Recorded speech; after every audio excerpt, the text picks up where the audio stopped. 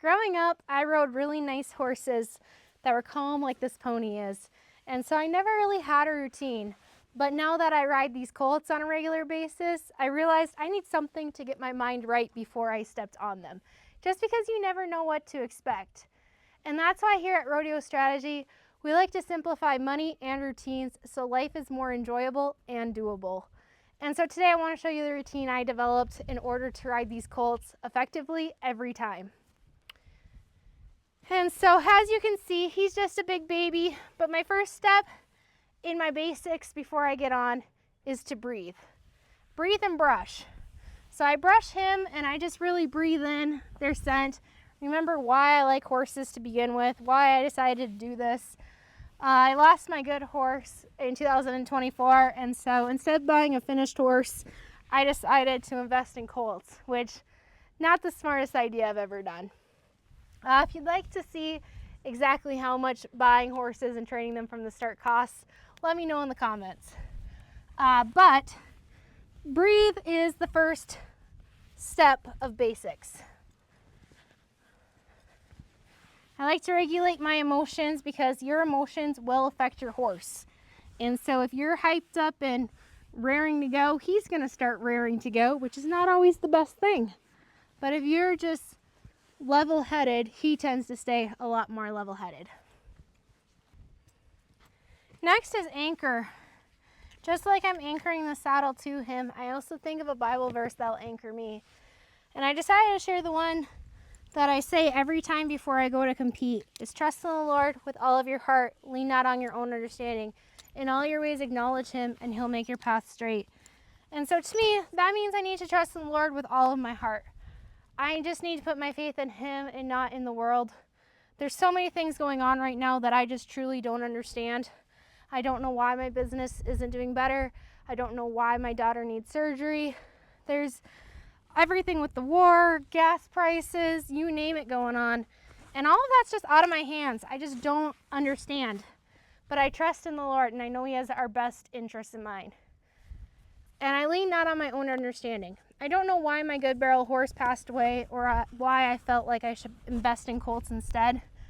But I acknowledge that God's in all of it. His hand touched me and just said, hey, let's go this way. He really led me to buying these colts. And so that's why I trust in the Lord with all my heart and I lean not on my own understanding, because if it's up to me, I'm going haywire. I just don't know what's going on. And that also comes with your path. I never wanted to be involved with money, and now I teach personal finance classes. I don't enjoy riding colts. I just want to compete, but I'm putting in the work in order to earn it. And I know that God's going to make my path straight where I can get to competing on these horses. And so that's why I trust in the Lord with all of my heart and I lean not on my own understanding. And I'm putting God in everything I do. I kind of had reservations about that, but I really believe that he put it on my heart, so it's my job to go out and live it. And so I know he's going to have a purpose in that. I just don't know what it is. So anchor is step 2. Third is stretch.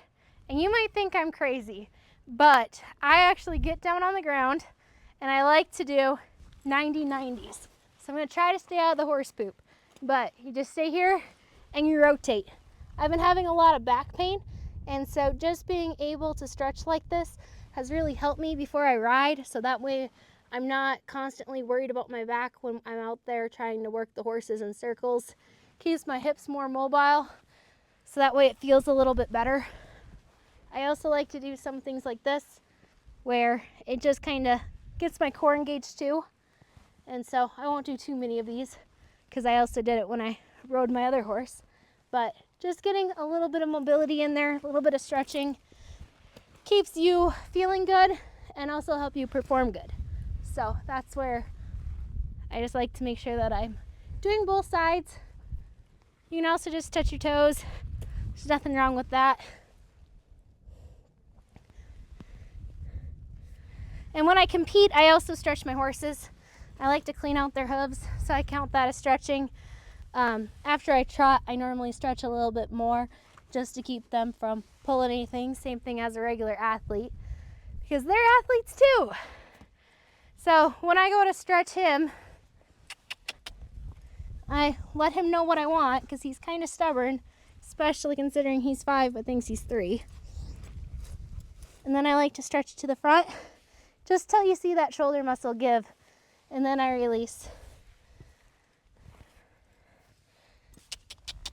And then I do it to the back. Ooh, there he kind of fell on him. I personally don't stretch out to the sides if they're still not warmed up. It's different if they've already trotted. But even when they're cold like this and just got saddled, this is still good for them. Be careful so they don't cow kick you. You can just relax them. There, he kind of wanted to pull away, so I just don't want him to feel like he got away with anything. So I would do that to the other side.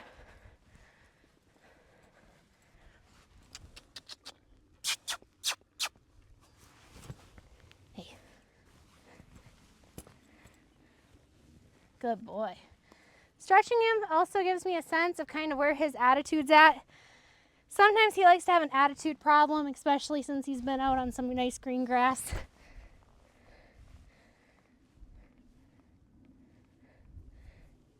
Good boy. Sorry for all the manure. They've been tied up for a few hours. Easy. There you go. Good boy.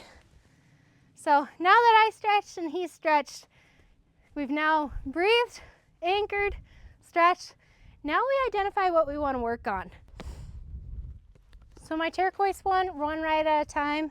I'm keeping it for competition days so that way I can really track their progress. If they get spooked by a barrel or a banner or other horses, it's written down here, and it really just focuses on when we go to competitions. And so this will hopefully last them for their first few years of competition and barrel racing, where the purple one is my everyday usage one. It's give Jesus the reins. I'm trusting Jesus with every ride. And so within this one, I write down my blessings, priorities, and memories every single day. And then here I'm going to identify what I want to work on, which is really his leads. So I'm going to just jot that down. And so that's why I like it to be organized. It's hardcover. You don't need to write on a hard surface. Bookmark here to keep it where it doesn't blow away in the wind. And these paper are super thick, so they're not going to get ripped or anything like that. And so that's what I like about them. They're both very durable. You get poop on them, they wipe right off. So grab them in the description below. But this is what I do for identify. I like to check my energy as well as my confidence. My goal this summer is to be calm, consistent, and confident. And so my confidence also goes in this notebook to see whether or not I'm improving, how I'm getting along with my horses, and then also their energy to see if he's antsy, not liking the new cinch. Details like that I write down also. This guy foundered previously, and so we've been keeping an eye on his feet. And so that's another thing I like to jot down, is just checking everything, whether it be tack, energy, health, new scratches. Having it all written down just keeps us all accountable. So if they do need vet work or anything, you can stay on top of when it happened in case you can't get in right away. And so that's what I really like about checking your energy. Check your horses, check your tack, write down anything you need to. And then it's S, set yourself up for success. Let me go put these away real quick. You big owl. A lot of times setting myself up for success looks like putting Big Al in a pen so that way he doesn't come with us if we're going to go a long ways, because his little hooves can't handle that. Otherwise, it's making sure that I have a bit that he likes. Sometimes he likes the O-ring, sometimes it's a little too much for him and I just use a 3-piece. But when it's windy like it is today, I choose to ride in barrel reins. These are just the cheaper ones you can get, nothing fancy about them. And so I ride in them rather than split reins, simply because sometimes split reins can spook horses with the extra tails. They think it's like a whip or something. And so setting them up for success means using barrel reins when it's windy. The other thing is, out here, I like to make sure he knows what's expected of him. If we're going to the barrel pen, he gets kind of antsy, and if it's a slow day, we walk and calm down first, where sometimes it's just going out and checking cows, which is not his favorite thing to do. And so I might use a different bit, different saddle, kind of signal to him that something different's going on. And so I like to set him up for success. When it comes to competing, a lot of times that means going and walking around the arena first, checking out any banners, knowing how far it is from the eye to the first barrel. If it's a really long ways from the fence, you might want to walk into the arena, where if it's an indoor arena, a lot of times the eyes are super close, so you want to come in guns a-blazing. And so just having the foresight to set your horse up for success. So you can also write it in your notebook, so that way you have it prepared in your mind to know exactly what's expected of you, so that way you can help your horse succeed. So that's where the foundation of riding starts, with the basics. Breathe, anchor, stretch, identify, check, and then succeed or success. So that is what I try to do before I ride, even here at home. Give Jesus the reins and take it one ride at a time. Good boy. Good boy. Sorry.